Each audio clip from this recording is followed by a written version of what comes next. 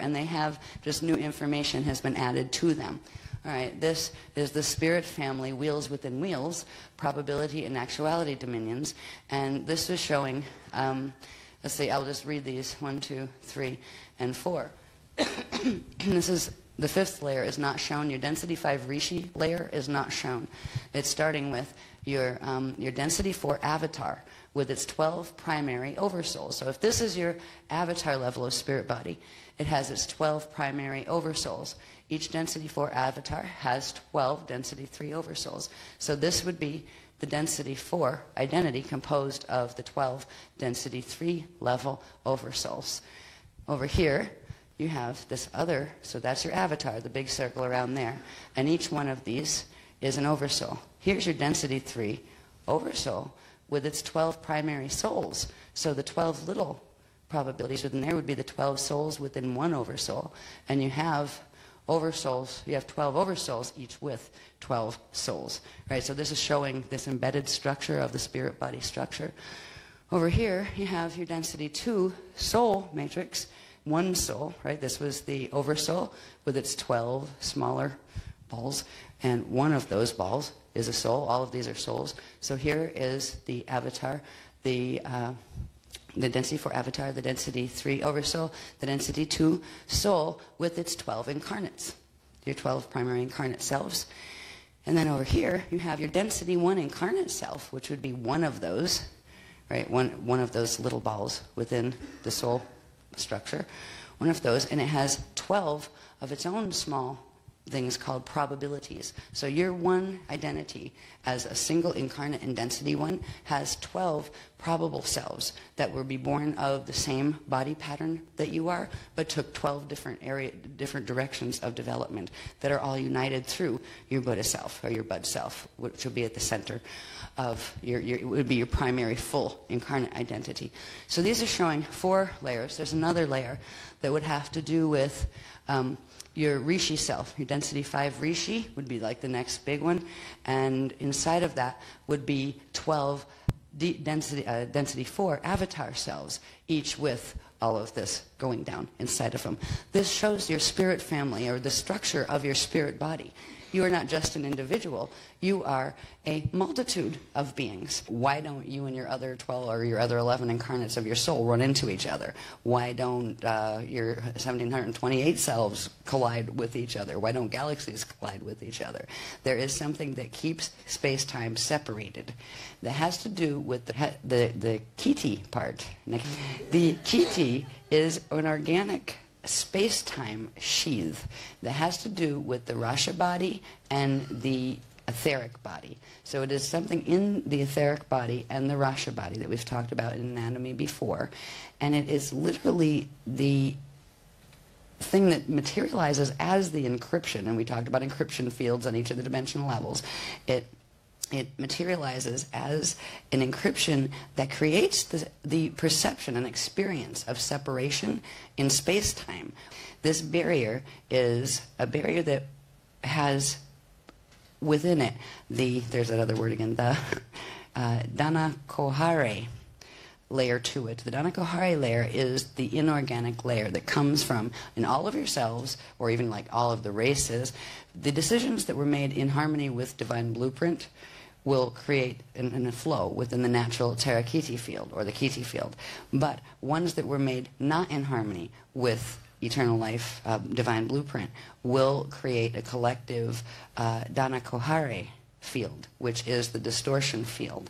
And what they've told me so far is what these sheaths do in relation to our experience when we're in materialized manifest forms. They not only keep our awareness separated from the awareness of our other aspects of ourselves and time, but excuse me, but they also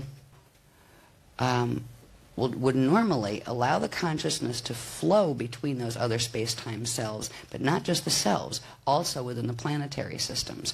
And it would allow a certain dance through that is actually an open flow of the different space-time locations, past, future, and everything in between, and even on like a universal level. We're echoing a universal level.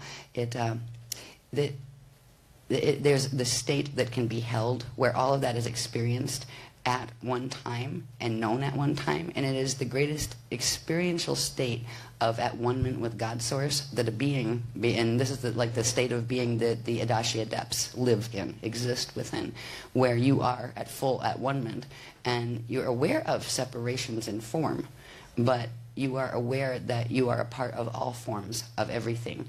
And it transcends the good versus evil dictum. It transcends the is it a fall system or is it a rise system. You can still have your preference of what system you want to be a part of. But this will take you into the space where there's no longer a conflict about it, where you can experience the fall systems as an observation of some of the things that if you are at one with God's Source, they would be part of you as well. And you can understand them from the perspective of God's Source, which is there is still absolute love, but absolute lack of fear. God's Source is not afraid of falling, is not afraid of being consumed by beings who in individuation choose, paths of fall. So when we begin to work with these new words, the Tarakiti or the Kiti fields, it has to do with accessing that deep core program. We had to get through all of the other layers that we have worked with for years now to clear light body, spirit body, get them all harmonized with each other, do the Metnet freeze to stop the Metatronic activations in our body. And now finally, in Sliders 9, we are dealing with the etheric and Rasha body again on its third level of activation, and this is where we go right into the personal and race karmic imprint and begin to clear the Dana Kohare part of the Kiti field, or the Tarakiti field. That's the part of us that has to do with Earth, all right, and our karma that has to do with Earth and the Earth race's karma here, and Earth's karma itself as a being.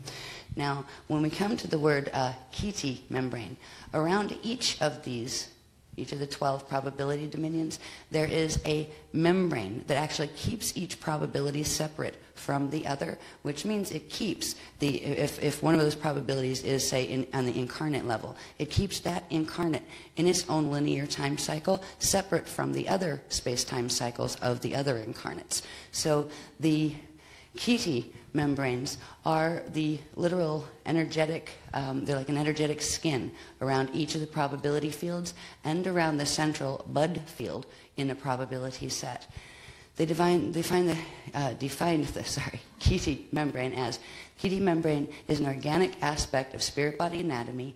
It is an energetic skin composed of D1, D4, D7, D10, D13 etheric and Rasha dark matter particulates, surrounding and encasing each of the 12 probability dominions and the central actuality bud dominion, which is that one. This membrane separates each space-time matter probability dominion and each individual incarnate identity from the others, allowing for linear delineation of space-time life evolution cycles within the context of simultaneous manifestation within the eternal now time. What that basically means is we've talked about incarnations before, and there's a lot of religions out there, several of them, that do teach reincarnation, but they teach it in a linear format, as opposed to acknowledging that actually everything is taking place now within the cosmic body of God's Source. And linear time is actually a holographic illusion that is created by the structures inherent to the cosmic body of God's Source. So, in order to experience linear time, the Kiti membrane is actually what separates those different aspects that are all occurring at the same time in the same structure and makes them appear as if one is after another, after another, after another. So when we begin to work with activating those membranes, it begins to break down those barriers of linear time, where we begin to open to the other probable selves, which means our other incarnations and our other levels of identity, where our perception and experience of time goes from being linear in our single lifetime to more and more progressively expansive into the eternal now, in all of those other incarnations.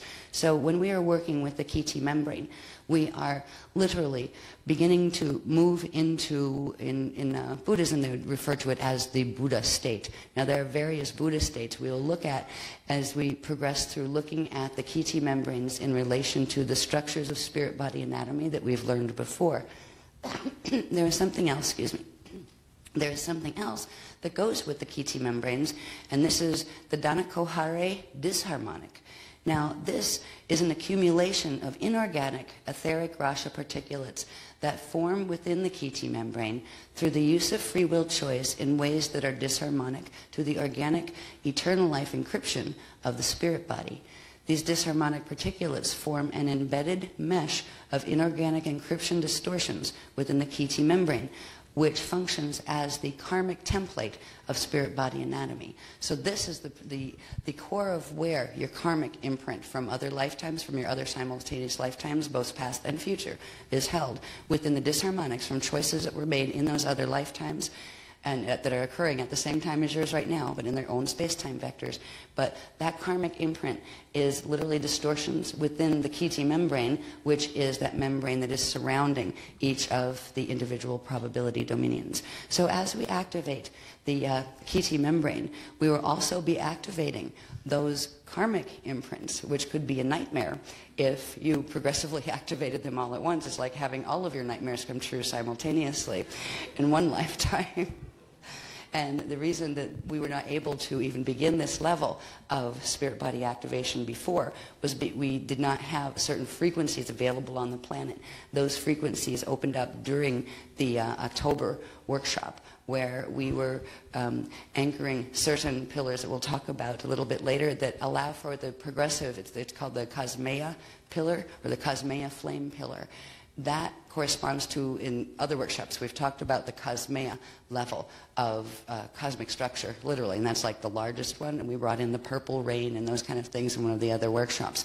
Well, the Cosmea flame pillar is what will allow, when you run those frequencies, while activating the Kiti membranes, will progressively burn off that karmic imprint. It will transmute it back into organic energy and set it back in the template in the right manner. So you don't end up with a bunch of karmic nightmares all activating simultaneously from your other lifetimes through your present one. Right, next one, please. The 3 layers of the Kiti membrane and Danakohare karmic template. Now, this is interesting. There are 3 layers. So if you imagine that we have the 12 probability dominions in the central Bud or Buddha dominion. The Dara layer corresponds with probability aspects 1, 7, 4, and 10. 1, 7, 4, and 10. So it would correspond to the membrane that is around those 4 probabilities or incarnates or selves. Right? That is referred to as the Dara layer, the 1, 4, 1, 7, 4, 10. These form what is called, in way back we learned about the resolute twin sets, that they literally come together. It's 2 sets of aggregate twins that come together into the center point and activate the Buddha center point. So you have the first Dara layer, in 1, 7, 4, 10. The second set of resolute twin probabilities or selves is the Mura layer, and that is the 2, 8, 5, 11 connection. You have 2 and 8, 5 and 11, and they would, resolute twin set would come together into the center. And then there is a third layer called the Antura layer, and that is the 12, 6, 3, 9 resolute twin set. So each of the 3 layers of the Kiti membrane and its corresponding karmic template consist of 4 probability dominions, 1 resolute twin set. So then we have over here, I have to keep moving back and forth to read these. Excuse me. Activation of 1 layer of the Kiti membrane allows merging of consciousness in the Bud state, the center state, the Bud state, of the 4 corresponding probability dominions into the central Bud or Buddha actuality eternal, the actuality eternal. So when you activate the Kiti membrane of the set of 4 probabilities, it allows the 4 to pull into the center or Bud state, the Buddha state. That is where Buddha teachings came from. That's where that word was originally part of. Some of these teachings were introduced, just a small amount of them, in the Mahabharata text that we've talked about for ages. So these teachings were very, very ancient, and all of the religions have interpreted portions of the Mahabharata text, little pieces of it, and that's why we have the 12 primary religions of information that were brought out from the Mahabharata texts that were where all of those ideas actually came together and fit with a greater understanding of the whole that this paradigm that the beloveds are teaching us represents. So if you activate one layer of the Kiti, so if you activate the Dara layer, it allows the 1, 7, 4, 10 to come together into the central Buddha state. If you activate the next one, the Mura layer, it allows the 2, 8, 5, and 11 to come together. And if you do the Antura layer, it allows the 12, 6, and 3, 9 set to come together. And when you do all 3 layers, that allows all 12 of the probability dominions to come together into full Buddha activation. Now, let's see. Merging of consciousness. By the way, okay, here is, let me see. Okay, activation of the 3 layers of Kiti membrane allows merging of consciousness in the Buddha state of the 12 probability dominions into the eternal Buddha central actual